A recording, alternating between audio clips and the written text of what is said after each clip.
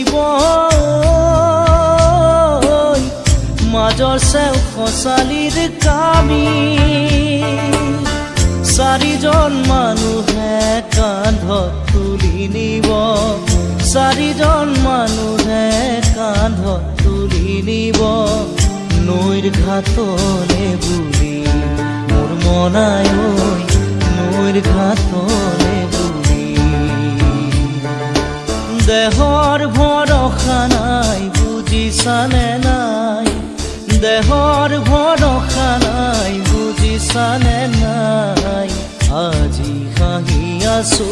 ক'বতো নোৱাৰো